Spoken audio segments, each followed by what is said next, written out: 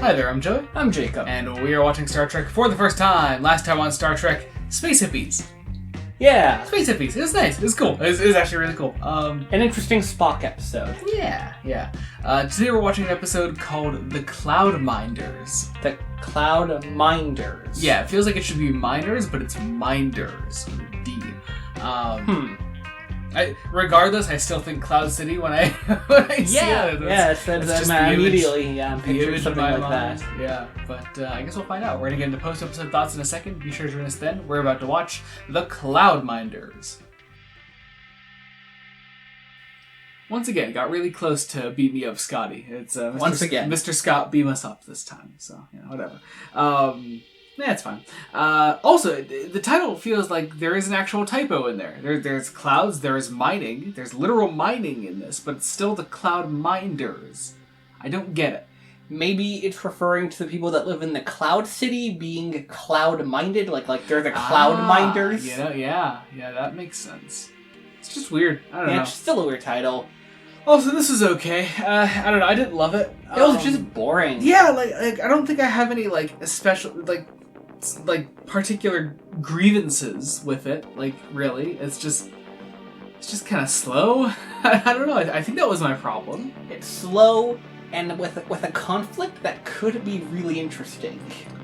Yeah, I mean it is interesting, and I like the note the episode ends on. I don't know. It's weird. Also, there was a literal Cloud City. So we and on a red planet, no less. It's Bespin. This is literal Star Wars. Or I guess I wouldn't be surprised actually if Lucas was inspired by this or something. Or if maybe some other classic sci-fi pulp thing looked at this and did stuff with it. Yeah, I don't know. There was some funny lines, some funny moments. I mean, mostly between Spock and Droxine, the main. Well, I guess actually, I would say she's the main woman in this, but not really. No, not really. After the first 15 minutes, she kind of got pushed to the side. But there's this whole thing where she has a crush on Spock, and Spock is kind of playing along with it, but then just fucking leaves her in the end. He's totally leading her on just to get info out of her. Yeah, it's. First, I love her introduction because we meet Plazis, who's the administrator in the Cloud City here, and he introduces them to his daughter, and he's like, "This is my daughter. This is Droxine, and she is my art or whatever." What is it? She is the city's finest piece of art. Yeah, and she goes to Spock. She's like, "I've never met a Vulcan before," and later Nimoy comes out with, "I've never met a piece of art before." I love him so much. I fucking love him so much. Speaking of people I love, DeForest Kelly's in one scene in this fucking episode, and it broke my goddamn heart. He's in a collective 2 scenes. Yeah. Because he's in all of the transporter room scenes that are broken up. But it's yeah, he's in 2 full scenes. I'm crushed. Actually crushed. It's pain. Yeah. So we also had this kind of funny moment where it was collectively happening between us, but we didn't realize it was happening. They talk about the troglodytes, who are sort of the lesser people on this planet, and I guess both of us in our minds are are they trying to say troglodytes? Is that it? And then Spock literally says that it's an abbreviated form of the Earth word for cave dwellers, and it's okay, so literally troglodytes. Yeah, troglodytes. Okay. Yeah, gotcha. All right, cool. Why couldn't you just say that? I don't know. Just whatever. Probably because they wanted to be obtuse with it. Yeah. Before this, Spock. First of all, I just love Leonard Nimoy in this episode. He's really spot on. Yeah. He has this great monologue when he's just pondering on the state of the planet, and it was just a really fucking awesome scene because Nimoy fucking killed the delivery. It was great. That was awesome. I loved the random interrogation device these guys had. The Ray. The Ray. Just we're not violent people. We just blast people with radiation, light. Presumably. Yeah, I'm guessing. It's we don't have violence here in the city. Turn on the Ray! It's really funny.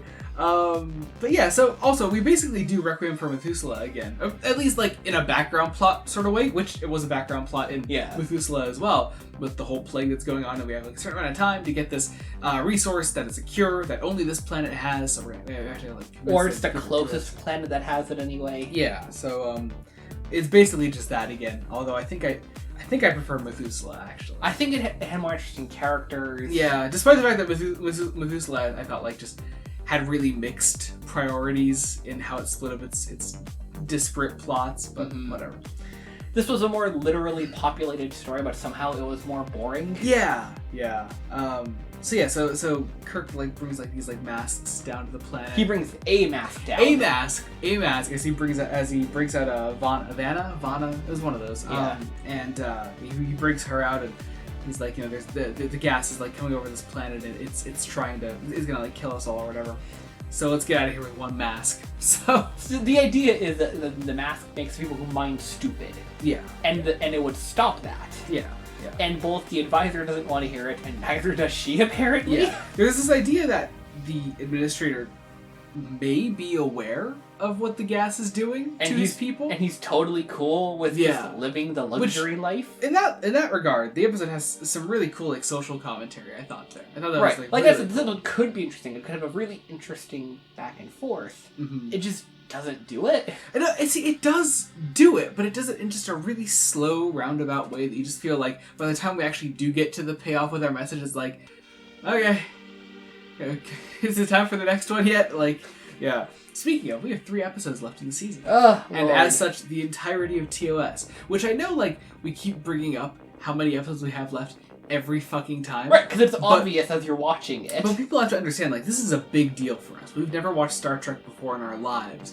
Yeah. And we're reaching the end of the thing that started it all, the show that began it with TOS here. Like, we're pretty used to old TV, so, like, the fact it's old is it... It's not like, oh yeah, we've made it through this much slow TV. It's like, no, like, But no, I'm impressed with our ability to get through the start of one of the most recognized sci-fi series of all time. Yeah.